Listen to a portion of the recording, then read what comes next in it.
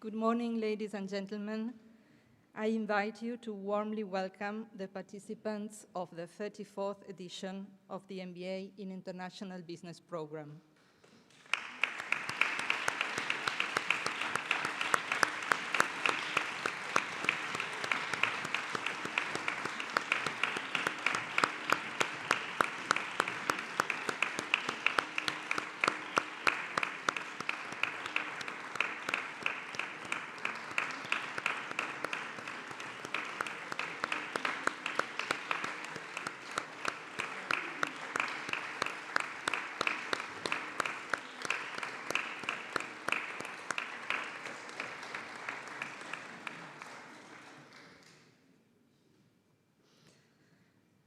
Dear MBA 34, distinguished guests, MIB faculty and staff, and extended MIB community, including those joining our ceremony online via live streaming.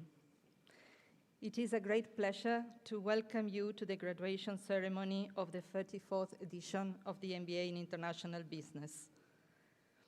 Dear participants, we gather here today to celebrate your remarkable achievements and to mark the beginning of an exciting new chapter in your lives. I believe this is an occasion that you will never forget, a day of well-deserved recognition earned through your unwavering commitment, perseverance, and dedication.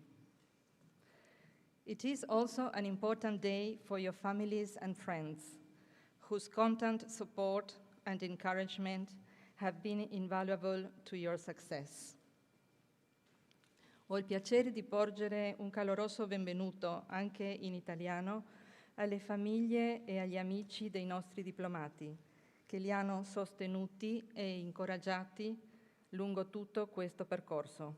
Oggi siete qui per festeggiare insieme a loro questo importante traguardo, frutto di impegno e dedizione.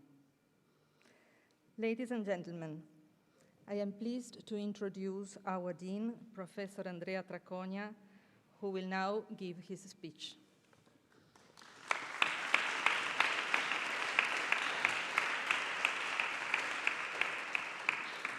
Thank you.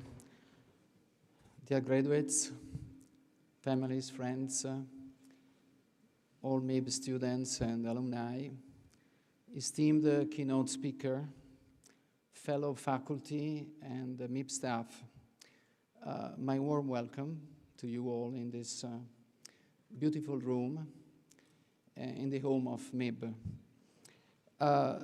This is for us a period of openings, of reunions, and today of celebrations.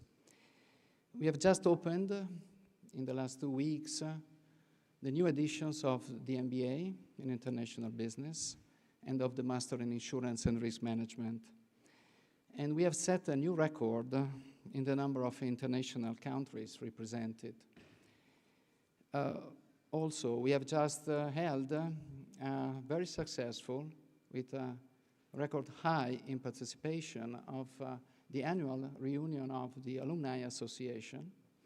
This year, it took place in a wonderful location, the Procuratie in San Marco Square in Venice. Just a few days before, we had another reunion in this building of the original program of the 23 editions we have held over the last more than 20 years.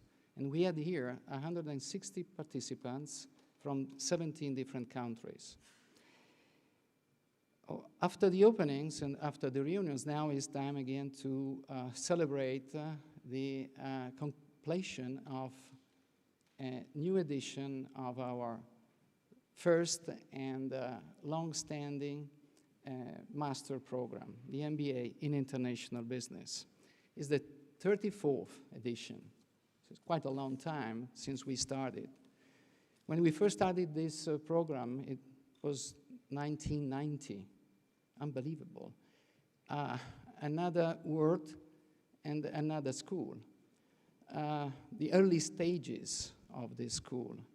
And yet, this program has set the direction for us over the last more than 30 years to go international and to develop an international base of students, an international faculty, and an international, or better, a global institution, a global school. Here we are today. We are celebrating this edition of the MBA. And as I mentioned before, we have just opened the 35th edition. So 24 editions completed, 35 ongoing.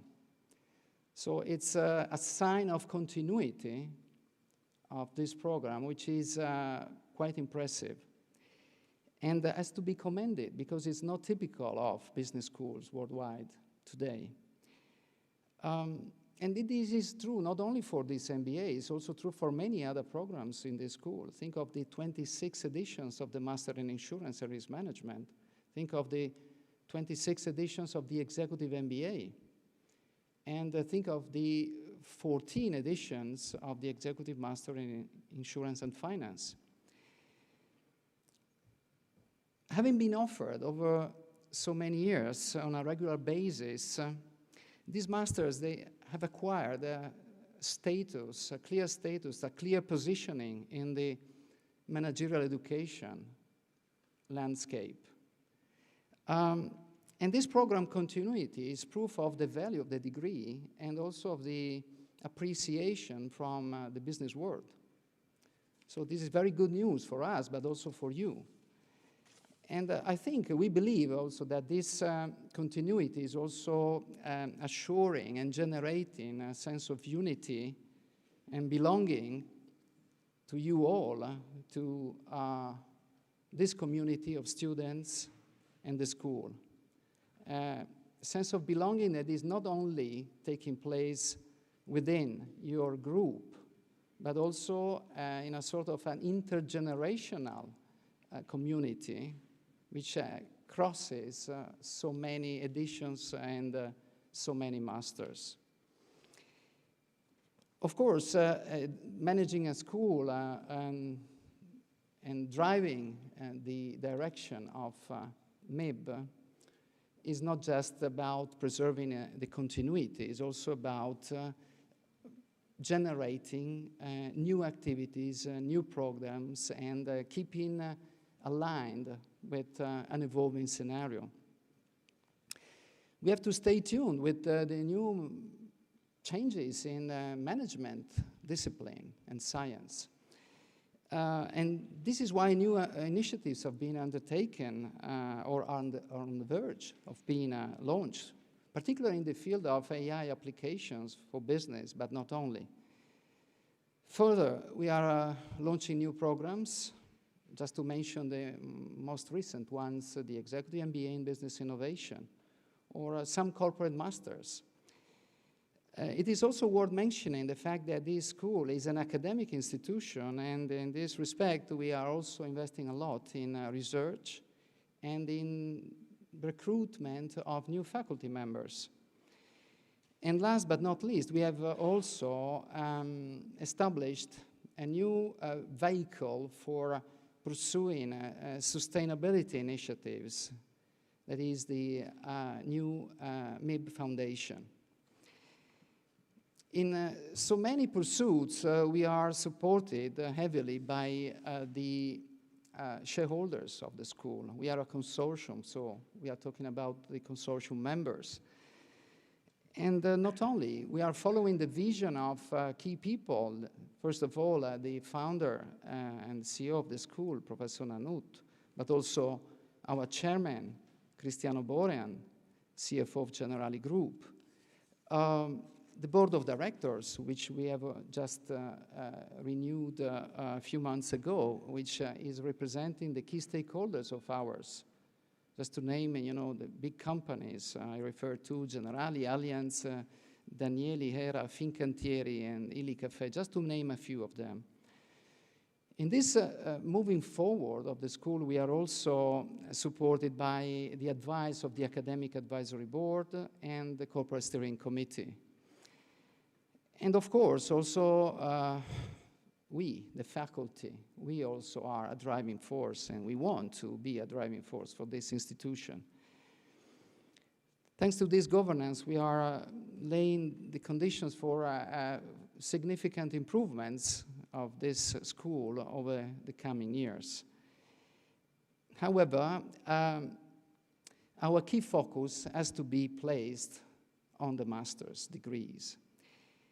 Why so? Because we feel the duty to preserve the value of such degrees and to also value your heavy investment in them. You know, there is so much effort behind achieving and accomplishing this training program in terms of time, in terms of again effort, in terms of also financial investment. And this is why we pay a lot of attention in the quality of the training programs and in the preservation of the standing of these academic institutions through, for example, the accreditation of these programs. However, and it's not rhetoric, the key asset of any master is it's you, it's the participants, it's your commitment, your engagement, and your talents, which we have tried to further develop and exploit. This is, the key ingredient for the success of any master, and this is definitely the ingredient we have found in this edition of the MBA, the 34th edition. So, dear graduates, I heartily congratulate you for such achievements and for obtaining your well-deserved degree. And we expect that we can continue working together, albeit in different means and perspectives, both individually or, as part of the alumni community. And I extend to you my best wishes for a future full of success. Long live MIB and long live its graduates. Thank you.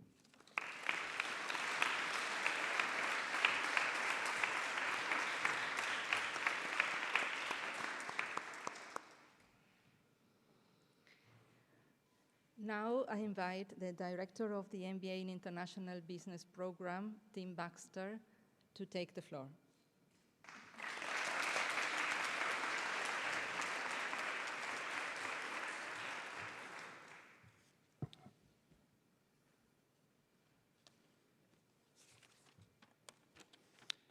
Wow.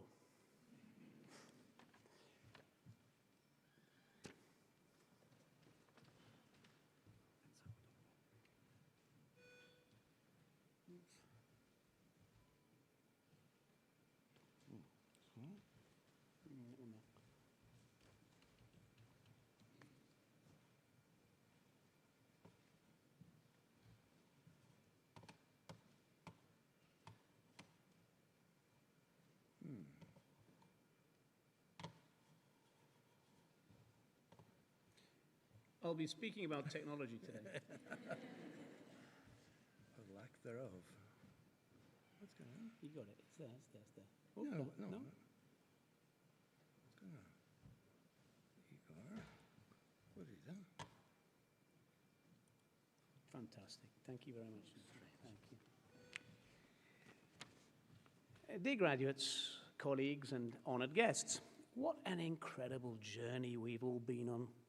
Today, we gather not just to celebrate your academic achievements, but to recognize the mindset, resilience, and vision that brought you here. As the director of this MBA program in international business, I've had the privilege of watching you grow both personally and professionally. It fills me with immense pride to see each of you standing here, ready to step into the world with confidence and ambition. In 2024, the landscape of business is changing rapidly. The rise of AI and automation, hang on, wait. I have to say, I had some help on this one here. I asked ChatGPT to help me out. I said, hey, listen, I'm the director of an MBA in international business, and I've got a graduation speech to do, so can you help me out? And that's what it did. I just read you the first bit there. It did a pretty good job, I've got to say. So I'd like to speak to you a little bit about ChatGPT and AI as well, because I think it's really important living in the lives that we do at the moment.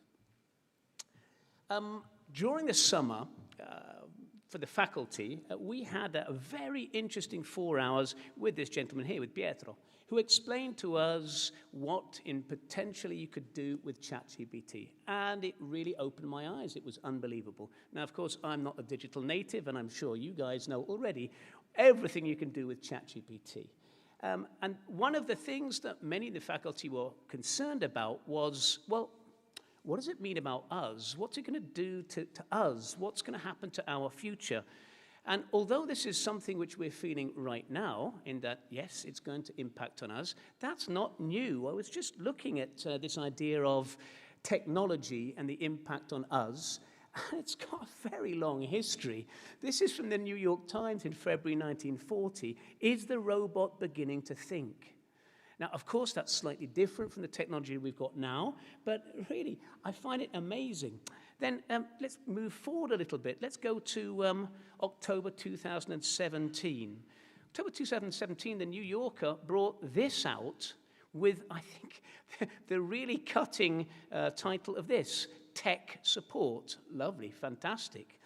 Actually, linked to the end of 2017, was a report that came out by the RSA, The Age of Automation, Artificial Intelligence, Robotics, and the Future of Low-Skilled Work. And this is what it said. It was based on the UK. Artificial intelligence and robots could replace 15% of the UK workforce over the next decade. Wow. Well, at that point, people weren't just worried, they were reading newspapers that said things like, will a robot steal your job, and so on and so forth. Remember, that was the end of 2017, and it continued until COVID made us rethink a little bit. This from November 2018, replaceable you. Economists believe automation would not displace most human workers. They were wrong. Wow.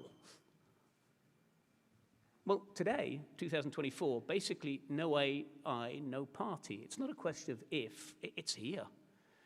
People are using AI all of the time. And I found this beautiful prompt in order to help people without actually having to put any of them in the middle of it.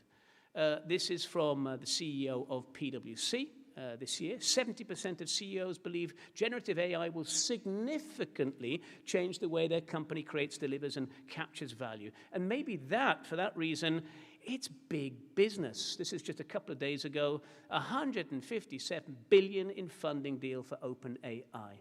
So it's big news. What did Pietro say about all of this? He said, look, it's not a question of worrying.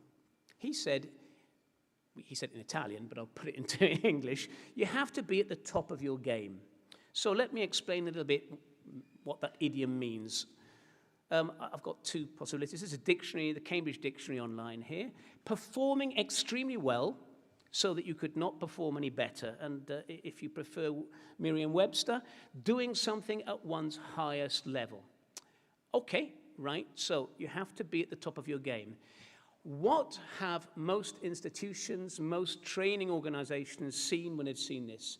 They've said, oh, we are going to have to upskill. We are going to have to reskill. And the answer to this is specialization courses. All you've got to do is have a look at specialization courses. The world is full of it, absolutely full of it. And that's great. But then the question is, and this is the thing I started thinking about, is it really worth doing an MBA in international business in 2024? I mean, it's not a specialized course. It's a generalized course, right? So why would people come and do an MBA in international business? So what I'd like to do, ladies and gentlemen, for the rest of my short speech, is explain why, actually, I think the future's looking good for you for exactly the reason that you chose a generalized MBA. First, let's have a look at your greatest added value today, and in this VUCA world that we live in. Well, in the past, it was definitely your level of knowledge. So, how much you knew, how much in terms of facts you had in your head. But that's not the case anymore because everyone who's walking around with a smartphone has access to a lot more information than anyone ever did in their heads. So that's out. It's access to information. Then people said, well, you know what? It's you are who you know, your contact book, your little black book.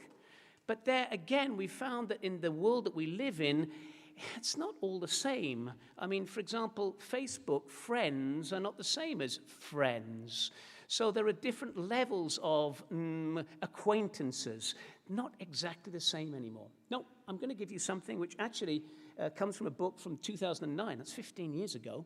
But I believe it completely. It's by Charles Ledbetter, and it's from We Think. And he said, the only way that we're going to survive today and tomorrow is about innovation. And he says, you are what you share. Not what you know, not who you know, but you are what you share. So let's talk about sharing, ladies and gentlemen. Well, we have social media, and social media makes sharing very easy. But unfortunately, social media simply dumbs it down, brings it to the lowest common denominator. So it's an echo chamber. Basically, we don't actually, even though there's a potential, we don't learn much from social media at all. Actually, what social media does, I think, is create some serious problems if we don't stop and think. Let me take this lady here. This is a photo of a model, but it's not a true photo of the model because if you look carefully, every single one of these little labels is what Photoshop has done to her. In other words, this lady doesn't exist, but the photo does. And if the photo exists and we have social media that allows us to share it very easily, the problem is that we create some very, very unhelpful and unhealthy perfections. We're creating perfection that doesn't exist, that puts huge amounts of pressure on people to conform and to become something, well, they can't become. Let's take that into training. Let's take that into doing postgraduate training. The biggest danger is that we try and make you into little robots. Because if we try and make you into little robots, well, then AI will win, and they're right. There will be no job for you whatsoever. Specialization is useful, but it's not enough. Skills are useful, but they're not enough. So I started to think a little bit more deeply. When Pietro said, you have to be at the top of your game, I understood the top, but actually, the more I think about the MBA and you guys is, you've got to be the top of your game. So what does that mean? It means you have to understand exactly what you have, who you are, what you can bring. Because each single one of you has got something to give. And what I believe is the importance of a generalized master is you have the space, the luxury to invest in yourself, to think about who you are, why you've done what you've done, and where you would like to move. And I think that's really important. And now let's take the international flavor. The Dean spoke about internationalism being important. Yes, it is. You are adding a level of diversity. The only way you can really understand yourself is take yourself out of the context, which is your normality. And that's exactly what the International Master allows you to do. You're working with people who are very, very different from you. And you don't just learn about them, you learn about you as well.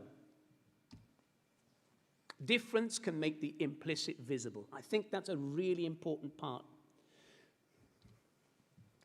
Now I'd like to speak to you about this. I'm sure Federica Zia knows much more than I do about this. So we've got kintsugi. I hope I've pronounced it correctly. This is a very interesting, it's not just a pastime, it's a philosophy. It's about repairing broken pottery. One of the MBAs from MBA 35 was speaking about trust and saying, trust is like having something very precious made of glass.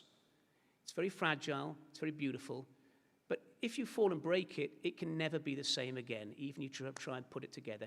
Kintsugi sees it in a slightly different way. The way that it's done is we take, when something is broken, we take the pieces and you put them together using a glue, a lacquer, which has gold or silver or platinum in the middle of it.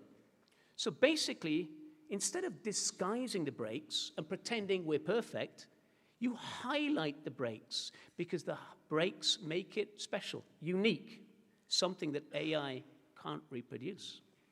Breaks are part of the object's history.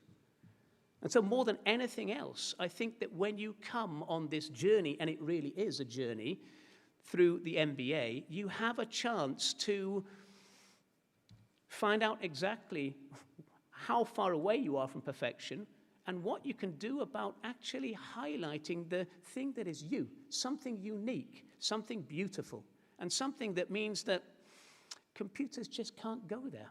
Computers, of course, can reproduce. I'm looking at you there, and you look like, let's say, a little group of, oh, sorry, there we go. A little group of ducks there, and that's fine, but it's not who I know you are. So I can take away the hats, and I can take away the Harry Potters, and I see all of you different, beautiful, shining in your imperfection, and that gives me a lot of hope for your future. Let's finish off with Warren Bennis. Becoming a leader is synonymous with becoming yourself. And it's precisely that simple, but it's also that difficult. So, to answer my question, is it really worth doing an MBA in international business in 2024? Absolutely it is. Congratulations, and may your imperfections shine on. Thank you.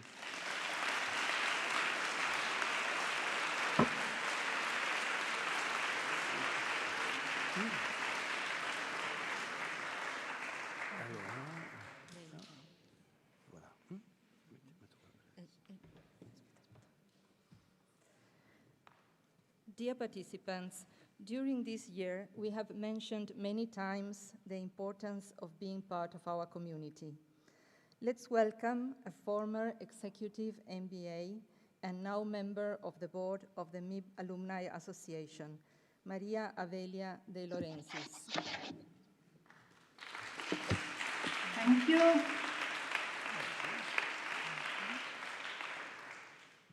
Can you hear me? Yes, we can. Okay. And we can see you as well.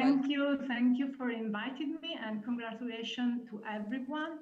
I really wish you to enjoy this celebration, since I'm sure you well deserve it. And as mentioned, I welcome you also in the Alumni Association. So this is the community of alumni that follow the different courses of MIB. As me, I did the EMBA 23, so I graduated 2 years ago. And I'm here to represent the Alumni Association Board. We have been elected last November, and the Association Board it's in charge for 3 years, so the next election is in 26. I'm very happy to be here because I will just spend few words to engage you in our community, to join our community. So as you may know, the association is growing every year, and at the moment we are more than 3,800 alumni from over 100 countries around the world, covering all the continents. Of course, half of these alumni comes from Italy. But really, this is an international community. What we do and what our goal is to maintain the network and actually to strengthen the network of the MIB alumni in order to increase the knowledge by sharing our experience among us and also getting experience from guests. So I just took the note of what has been just said by the previous speaker. We are what we share. So for us, it's important to continue to stay in contact, adding value to our meeting, because in the networking of professional people, we can continue learn, which is important. And I think that you did the MBA also because you probably are driven by the continuous learning approach. So in order to achieve our goal, we organize local event, we organize webinar, we organize touch point among us. And I really encourage you to follow us on the social media, so LinkedIn, Instagram, and even on the website of MIB, where we usually post all the activity that are organized around Italy, but also around the world. And I also encourage you to actively become part of this association, because the association is not done only by the board. Of course, we try to organize as much events as possible, but the more you give us feedback and the more you maybe also have active interactions so in this event, the more we grow together. So this is only what I wanted to say about the Alumni Association. We have just done the reunion 2014 in Venice. Maybe some of you has participated to it. Otherwise, we will also wait for you for the next one. The reunion 2025, it would be also an important one because it would be 25th anniversary of the setup of the association. So we are waiting for you to collaborate with us.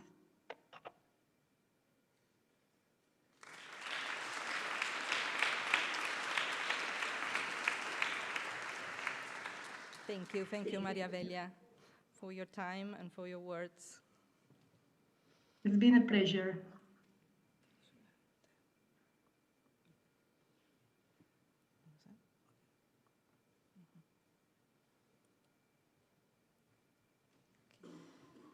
Now I invite again Professor Tracogna, who will introduce our esteemed guest speaker. Graduations are moments of celebration, but also of reflection and confrontation. It is a tradition of the school to invite to such events outstanding personalities of the world of business. Our aim is to inspire our graduates and ourselves and offer them and us bright examples of personal and professional achievements and of compliance to high values and of leadership and accountability. This year, we are pleased and honored to host Mr. Giulio Terzariol, the Chief Executive Officer of Insurance at Generali Group. Giulio Terzariol has had an outstanding career in the insurance industry. After graduating in business administration from Bocconi University in 1995, he started his insurance career with Generali as an international trainee with basis in Munich and an assignment in Vienna. Then, in 1998, he joined Allianz SE, where from the same year to 2004, he held different positions within the group planning and controlling department. Terzariol became, from 2005 to 2007, regional CFO for Allianz Asia Pacific, based in Singapore. From 2007 to 2015, he was CFO of Allianz Life USA, based in Minneapolis. In 2016-17, he was head of group planning and controlling of Allianz SE, the parent company. And from 2017 up until 2023, he served as group CFO and board member of Allianz SE. More recently, in early 2024, he joined Generali Group as a CEO of insurance. We thank a lot Mr. Terzariol for having accepted our invitation, and we kindly invite him to deliver his speech in front of our graduates. Mr. Terzariol, the floor is yours.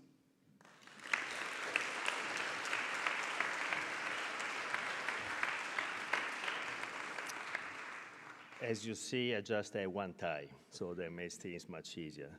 Distinguished Rector Andrea Tracogna, esteemed professor, dear students, parents and friends, I'm very grateful to the MIB Business School for inviting me to say a few words on the occasion of the graduation of the students who have completed a Master's in Business Administration this year.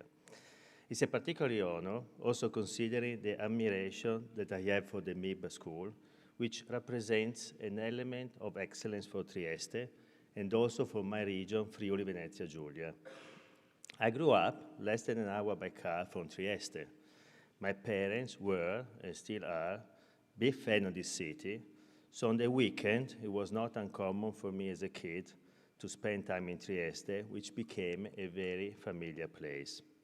Trieste is a beautiful city with a lot of tradition and outstanding education, and the MIB is a great example of what Trieste can offer.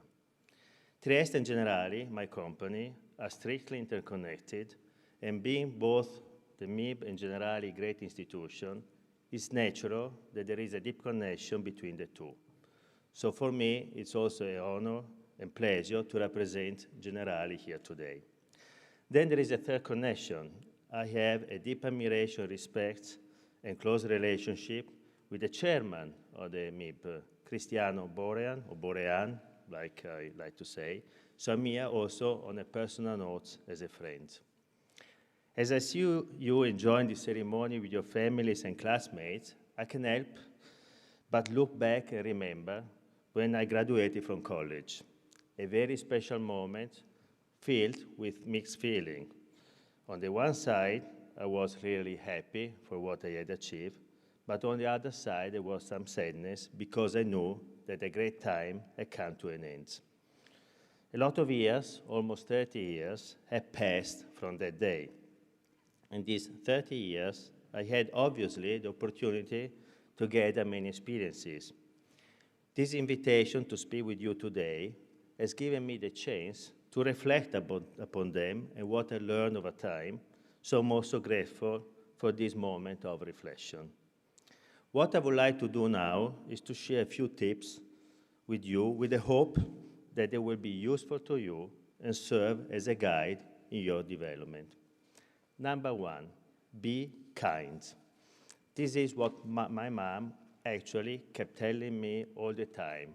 Whatever you do, wherever you are, whatever you're going to achieve, be kind. In my professional life, I have seen managers and leaders with different approaches and styles. In my opinion, the greatest leaders, the one that creates sustainable improvements and a positive legacy going beyond their tenure, are the ones who are very decisive in taking actions, but kind in the interaction with people. There are the people and the leaders that are followed, not because people are obliged to follow them, but because they want to. These are the leaders that don't simply tell you what to do, but explain to you the why and give you a sense of purpose and trust. Sometimes there is a misperception that kindness means softness, but this is actually quite the opposite. Have you ever heard the expression of the silence being louder than the sound? The same applies to kindness. Kindness is a sign of strength, not of softness or weakness. So be kind. Number two, you are not alone. When I did one of my first job interviews, the recruiter asked me, what do you do if you're totally busy and your boss gives you an additional task? I came up with all kinds of answers. I will work 24 hours a day, I will work faster, I will negotiate a new deadline, and so on. After a while, he looked at me with a smile and he told me, just ask a colleague to help you. So it's fine to ask for help, which also means that you need to be ready to offer help. In my professional career, almost in the most difficult moments, I knew I was not alone. That always gave me a lot of strength and the conviction that as a team we could make great things happen and overcome all obstacles. Number three, it's about winning, but it's not about you. Just the other day, I met a guy that told me there are two types of CEOs. The one that want to be the best CEOs, and the ones that want to be the CEO of the best company. Then he looked at me and he asked me, to which category do you want to belong? For me, it's an easy answer, to be the CEO of the best company. My career has always been guided by being part of a winning team and not by the pursuit of individual success. In business, it's about winning, it's not about participating. But it is a team sport, maybe the most sophisticated one, so be careful about how you define winning. Number 4, put yourself in the shoes of others. It took me a while to understand this. Although I have always thought of myself as an empathic person, sometimes the focus on delivering the goals requested by my role made me blind to how other people were feeling or what they were thinking. There were situations where I was simply not listening. I remember a tough meeting to discuss employee compensation with the head of human resources of the company I was working for. I was 37 years old and fresh in my role of CFO of the company. She was advocating for a substantial increase in benefits, and I thought she was inflexible and unreasonable in her requests. I think I even went home and told my wife about the weird encounter with this very difficult person. After a few years, and after having gathered additional experience and matured as a manager and as a person, I realized that the unreasonable and difficult person in that meeting had been me. So always go with an open mind in a meeting and try to understand the point of view of others and the ones who are sitting in front of you. A new world will open up to you, a beautiful world made of different perspectives and colors. This is how you really embody the concept of embracing diversity. It's not just about diversity of gender, sex, race, but also diversity of thinking. For the record, I have an excellent relationship with a wonderful lady now. Number 5, be curious and never stop learning. If you think you are done with learning after this MBA, you are wrong. You will learn for your entire professional life. You can learn by reading, by attending seminars, by doing special training, by getting a mentor. You can do and should do all these things. But I have great news. The possibility of learning is around you every day. In any presentation you will listen to, even the most boring ones, in any meeting you will attend, every time you hear a colleague talking about an issue. In all these situations, you can learn. Actually, every interaction with a new human being is a possibility to learn. You can learn both the what and the how. Just observe and listen. And never stop asking questions, and especially ask about the why. You are finishing your MBA today, but if you just look around every day with open ears and eyes, and if you keep inquiring, a new beautiful MBA is opening up. Number 6, work on your weaknesses. I don't know if I'm a good or bad presenter today, but I can assure to you that I was a terrible presenter 20 years ago. Somehow, I knew that. But since nobody was giving me feedback, it was easier for me to pretend that maybe I was okay. Then finally, my boss, the person who really cared for me, told me, Giulio, we need to do something about it. I was lucky. Don't wait for somebody to give you feedback. Ask for it and work on your weaknesses before it can be too late. And don't get me wrong, it's totally fine to have weaknesses, and we need to love ourselves, including our weaknesses. But still, we have to at least give a try to mitigate them. Number 7, not every day it's a victory. This is what one of the most ambitious leaders and driven leaders I work for told me one day. My company was at that time in a specific difficult situation. I had never expected somebody like him to say something like that. He was obsessed with winning. What impressed me the most was not just that he said that, but how he said that. He was at peace with that. He had no problem with it. Clearly, in that sentence, there was also the absolute belief that tomorrow we will win again. Business life, as I said before, is about winning, not participating. But even Real Madrid doesn't win every year. There are difficult moments in life, and especially if you are a leader, it's important that you know that tough time will come. You have to be prepared to face them with calm and assurance. It's not just about your personal resilience, it's more than that. You owe this to your people. In a moment of crisis, they will look at you, and you need to give them the confidence that everything will be okay. Number 8, the smartest person in the room. If you are a leader and you have a team meeting and you are the smartest person in the room, this is actually a problem. You want to be surrounded by people that are at least as smart as you, and you want to empower them. Actually, your job is to take the best out of them. This is the only way you create a great team, and also you become better as a person and continue to grow. There is just one thing that is worse than being the smartest person in the room.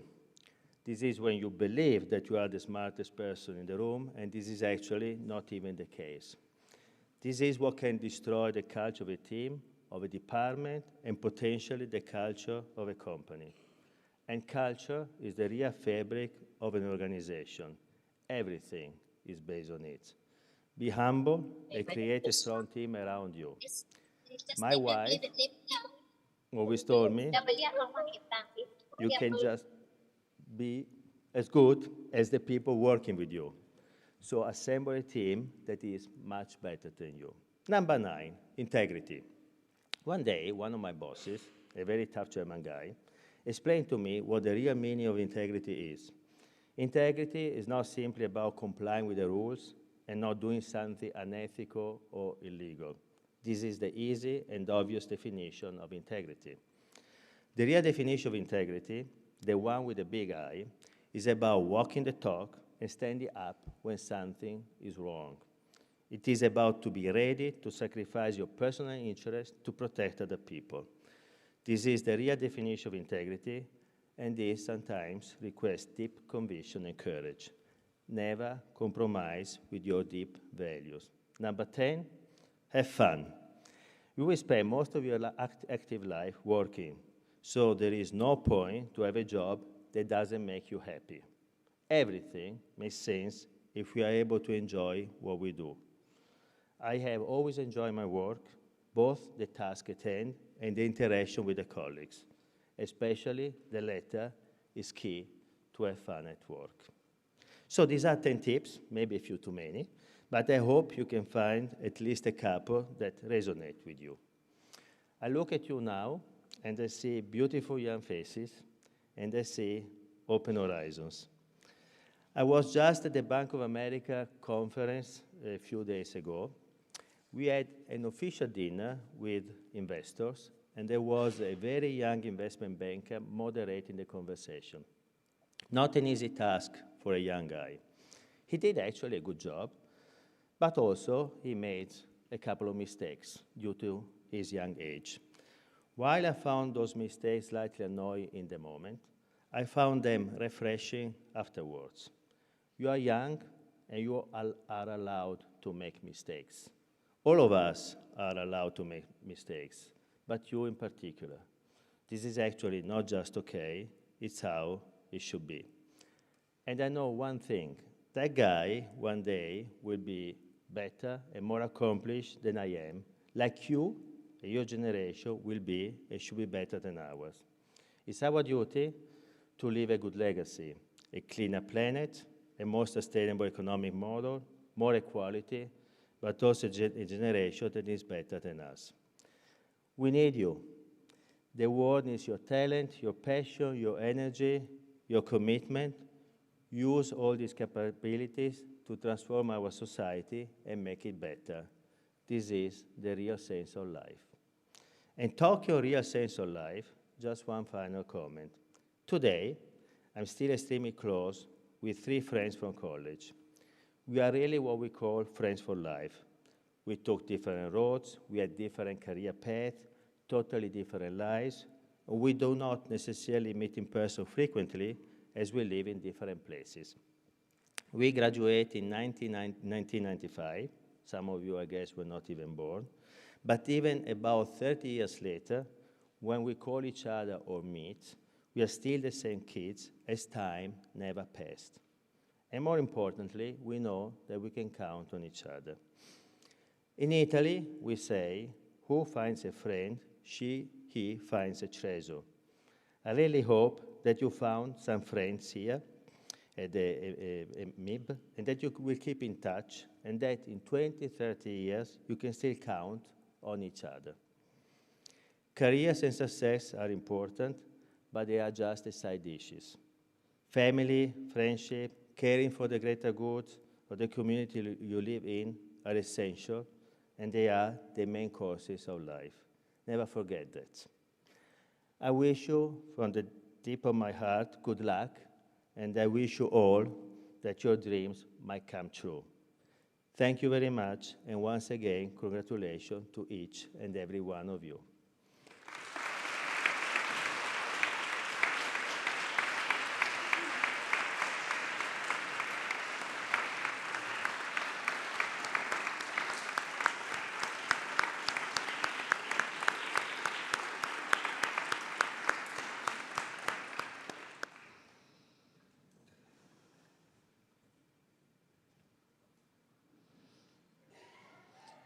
And now it's time to officially celebrate all your efforts.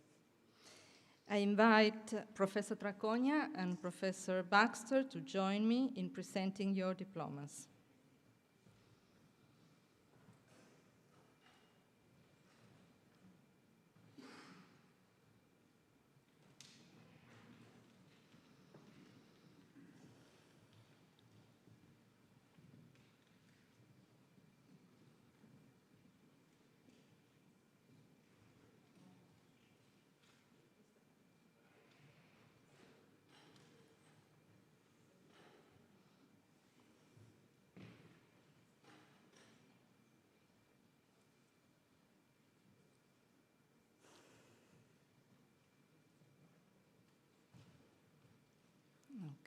Are we ready? Yeah. On behalf of the faculty committee, the school is pleased to confer the MBA in International Business degree to the following. From Italy, Daniele Basso.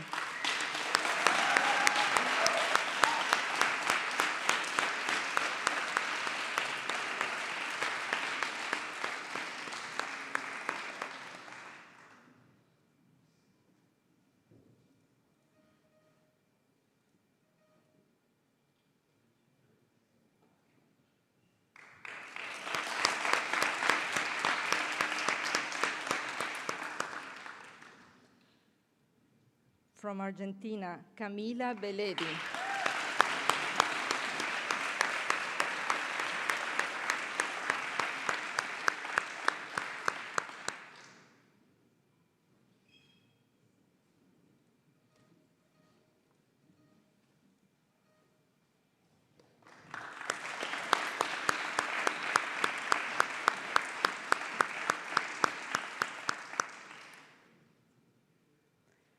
From Italy, Alberto Bencivenga.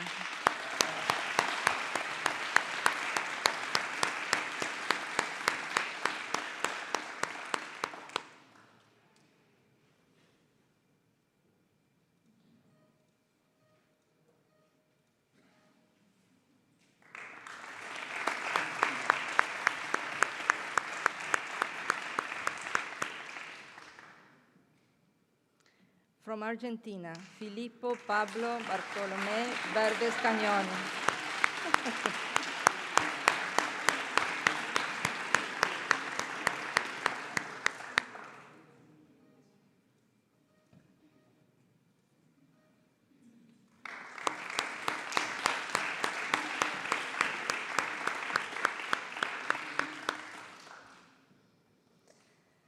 From Argentina, Matteo Rodrigo Bobbio. So,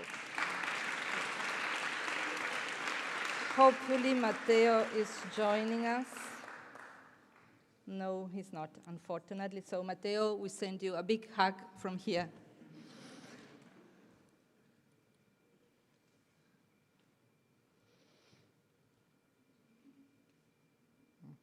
Okay. From Italy, Niccolò Caratozzolo. Here you are, Niccolò.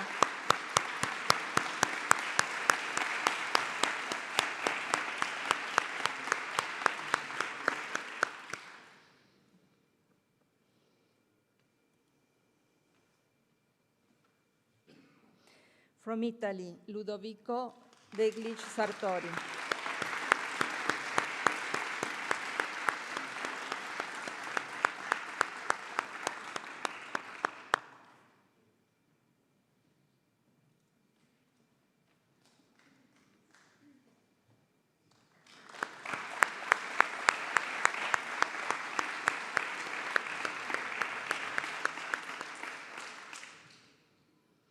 From Chile, Carla Fazio Montt.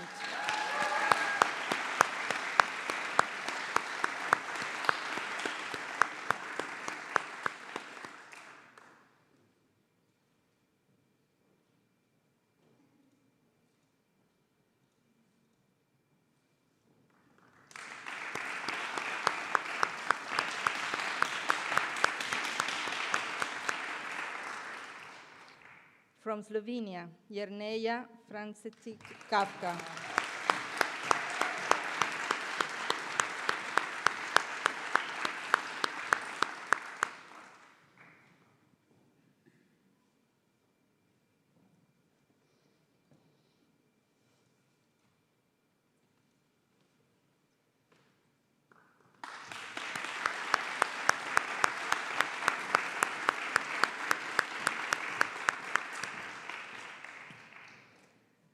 From USA, Sophie Hicks. Sophie. There you are, Sophie.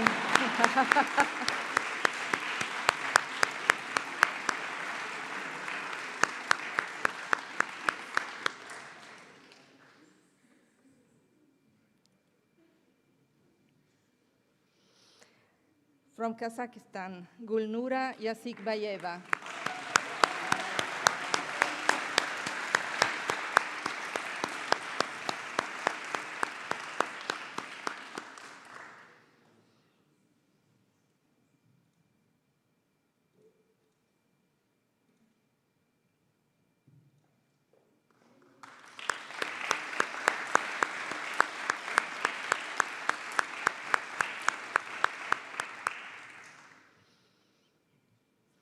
From Italy, Nicoletta Laurenti Colino.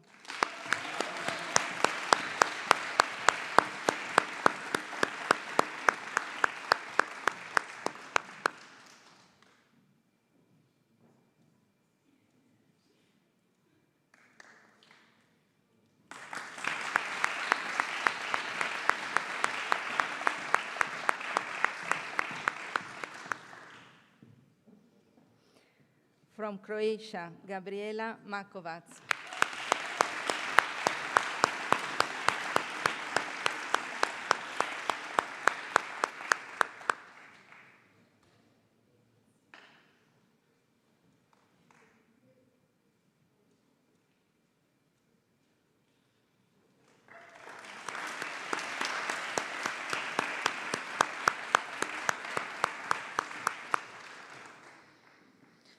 From Austria, Margaret O'Mahony.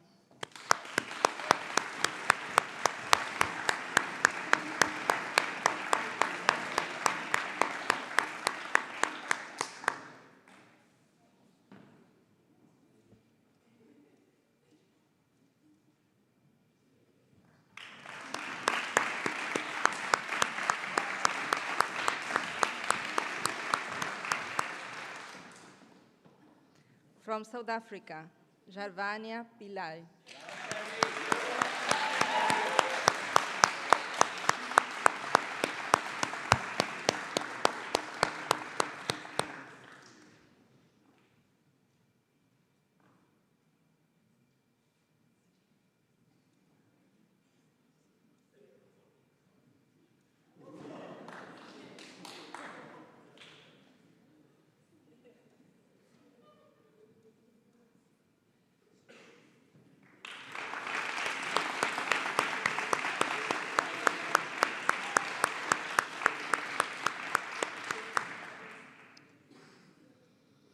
From Russia, Margarita Shirokova.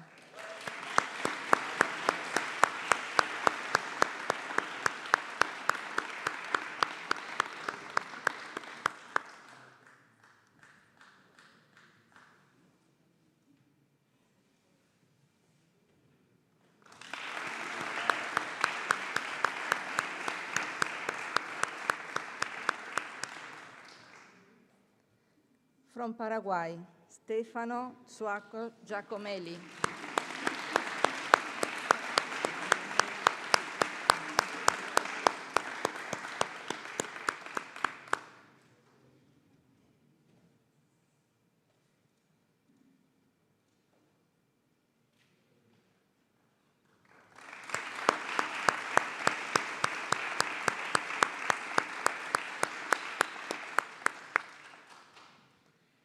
From Italy, Patrick Tanak.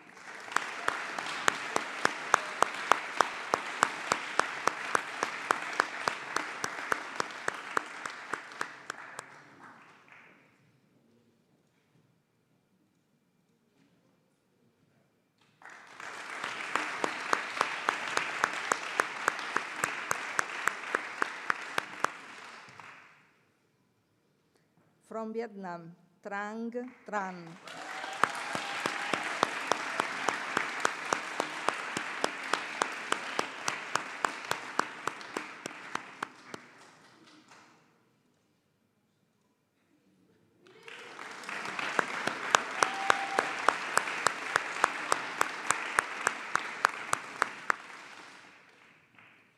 From Norway, Pal Sebastian von Stoelen.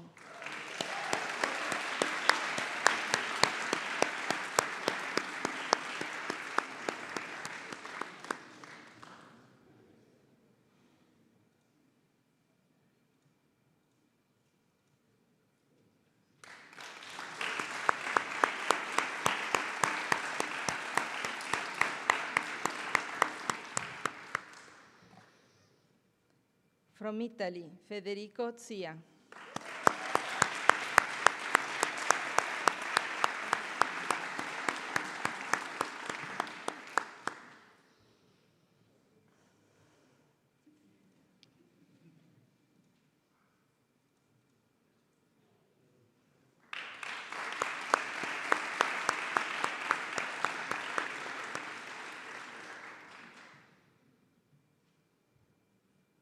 The school is pleased to confer the MBA in International Business degree with honors to the following.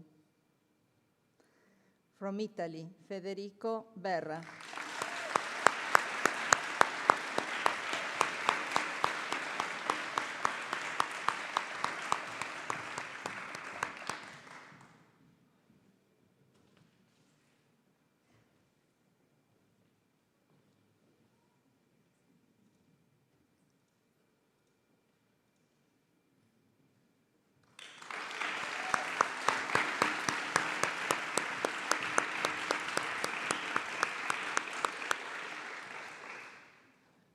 From Italy, Fabio Bogliacino.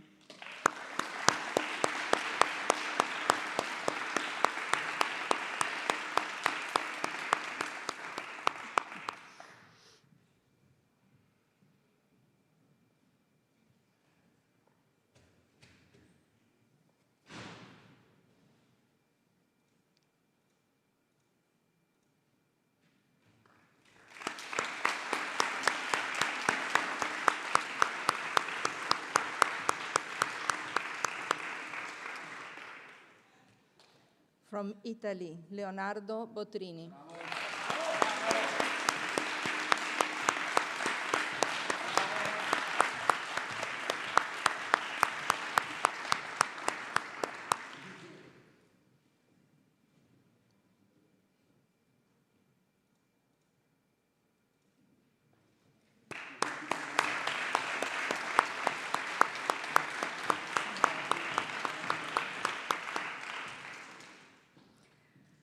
From Italy, Claudio Mura. Claudio, are you there?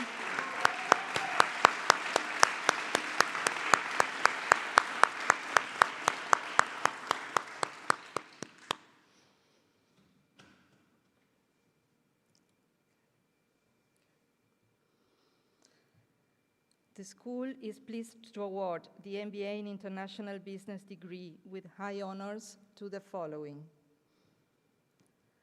From USA, Eliza Marie Cerveira.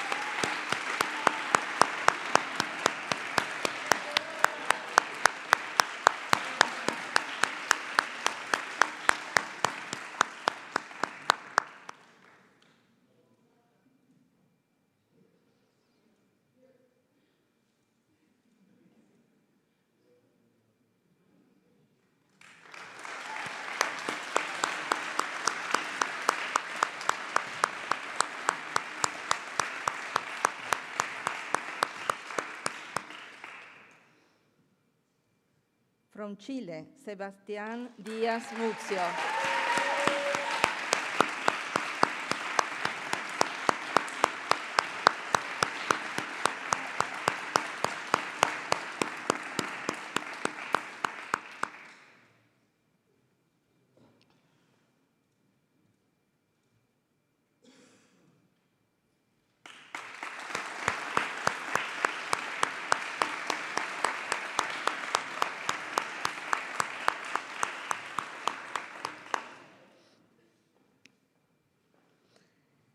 Congratulations to you all.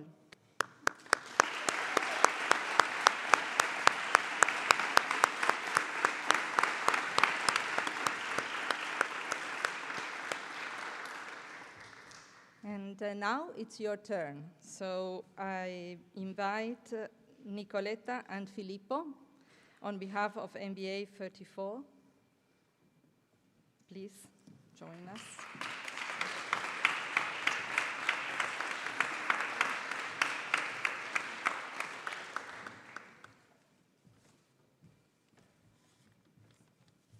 Hi, everyone. As you know, we were three of us speaking. Claudio is not here, so I will read his speech. So this is Claudio. Ladies and gentlemen, esteemed faculty and fellow graduates.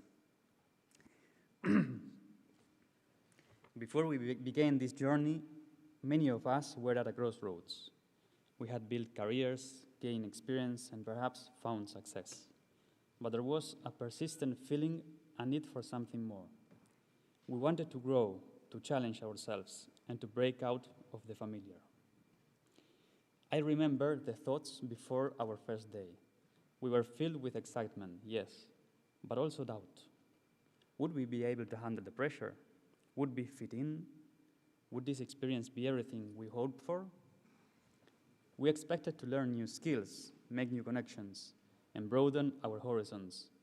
But we didn't fully realize was how much we would be transformed in the process. From that first day, we were not just challenged academically, but pushed to rethink the way we approach problems, leadership, and even ourselves. The nerves of day one gave way to confidence as we faced each hurdle together. It wasn't just about the knowledge we gained, but the mindset we developed, the mindset to embrace discomfort, to grow, and to always push beyond our limits. As we live today, let's carry forward that spirit of challenge. We came here seeking change, and we walk away ready to create it.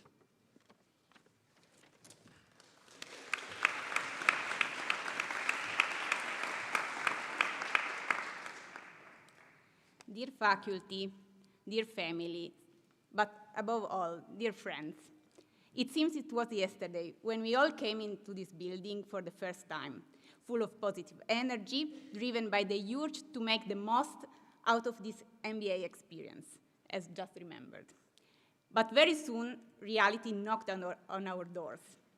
Only 2 weeks into the program, the first exam hit like an unwelcome storm. We started rolling dice, flipping coins, and calculating the probability of survival in this obstacle-filled course. However, we all faced the challenges together, putting all our strengths into it, and combining them with a sense of humor that made the days lighter. We studied a lot, but we carry with us also incredible moments. In particular, I'm thinking about the 26th of January, when after lessons, we left for Bad Kleinkirchheim for a weekend in the snow. We skied, sang, danced, and even shared poetic moments. On the third and final day, returning to the mystical Ferdinandeo Palace, I think we all felt something special. And with the arrival of spring, little by little, we realized that our time together was coming to an end. Exams kept coming up, the job search started, and classes were finishing. It was bittersweet.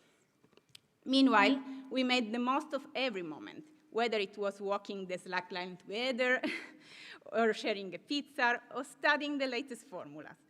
The journey of higher education was not just an intellectual achievement. Today, we can say that we are united by a bond forged through long nights of study and continuous adventures, which will accompany us in the next stages of our lives. To our families who supported us throughout the year, to the professors who have assisted us, to Vicky, who has always been ready to listen to us, to all of you, my friends, thank you for this unforgettable year.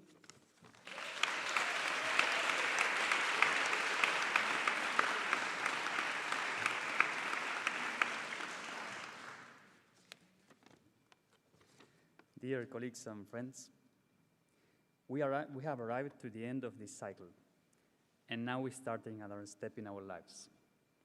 As Nicoletta and Claudio just recalled, we have been learning and practicing in this last year what will be the base for all what will come. Now we go out to the world with new tools and skills, and most importantly, with a new perception of ourselves. Out there, we will be taking roles that we didn't have and develop tasks that before we could have only imagined. Tasks that we will be able to perform with professionalism as we learn from the school, from our professors, from our colleagues, through group work and individual contributions. Now we will be going out to a world a little bit tricky. And this has also been introduced also in the content of our courses. A world that sometimes trusts too much on science and technology, a world with tensions and all kinds of excesses that are giving place to disasters and tending to destruction. But we have to be there, out there, constructively engaging from the role that each one has.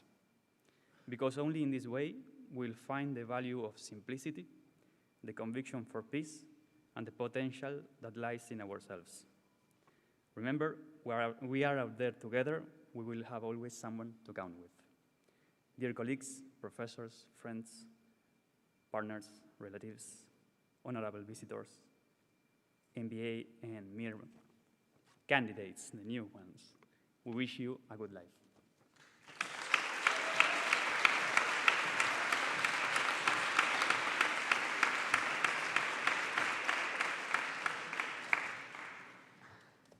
Thank you very much. So a few words from myself before finishing the ceremony. Each year, when I prepare the organization of the final dissertations and the graduation day, I take a moment to reflect on the remarkable journey we've shared. The MBA program has evolved significantly, becoming richer in both complexity and depth. What once began with a single cohort of full-time in-person participants has transformed into a dynamic program offering multiple formats: full-time, part-time, in-person, online, and hybrid combinations. Diversity has always been a hallmark of our program, and this year's MBA 34 cohort exemplified that spirit. With 28 participants from 4 continents, America, Europe, Africa, and Asia, you varied backgrounds, professional experiences, and perspectives enriched the learning environment. While navigating this diversity sometimes posed challenges, it ultimately became one of your greatest strengths. Together, you cultivated a culture of trust, collaboration, and community. You embraced your differences, grew from them, and expanded your understanding of the world.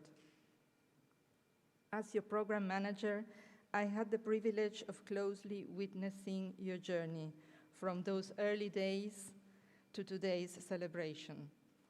I saw your dedication, understood your doubts and fears, watched you manage demanding schedules, and rejoiced in your many achievements. Beyond academic knowledge, you mastered the ability to confront complexity, handle uncertainty, and approach challenges with resilience and determination.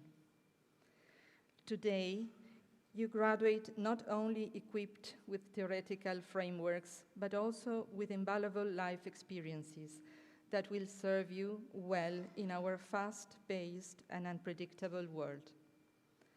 You have proven your capacity to adapt, think critically, and lead with integrity. As you move forward in your careers and lives, remember that success is not solely defined by titles or awards, but by the impact you make, the values you uphold, and the ways in which you uplift and inspire those around you. Dear graduates, the MBA experience you have collectively shaped will remain a part of you long after today's ceremony. The road ahead will bring new challenges, but also immense opportunities. Stay curious and approach these opportunities with the same energy and spirit that brought you here today. Remember that you're now part of a global alumni network that extends far beyond these walls. Stay connected. This community offers not just support and collaboration, but lifelong friendships that will enrich your professional journey. I want to extend my deepest gratitude to each of you for your dedication and commitment. A special thank you goes to Nicoletta, our teaching assistant, for her warmth and invaluable professionalism, and to our class representatives, Claudio and Filippo, whose feedback ensured that your voices were always heard. Your contributions have made this collective experience a shared achievement. On behalf of myself and the MIP staff, I wish you all the success in both your professional and personal endeavors. It has been an honor to work with you. Congratulations, MBA 34. The future is yours. Go out and make it extraordinary.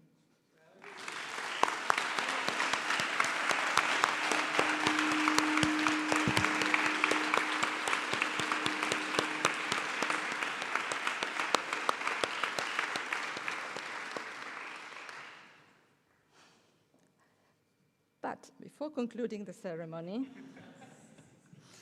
I would like to welcome the participants of the MBA 35 who started the program last week and are sitting right behind you. We have a tradition to respect, a tradition that started right at the beginning of the very first MBA graduation ceremony, where le baton is passed from one MBA generation to the following one. So in order to do so, I invite here beside me Margarita, on behalf of MBA 34. Yes. I chose random, okay? Doesn't have. And Michele, I think I saw you, yes, from MBA 35. Maybe Barbara, you can help me with this.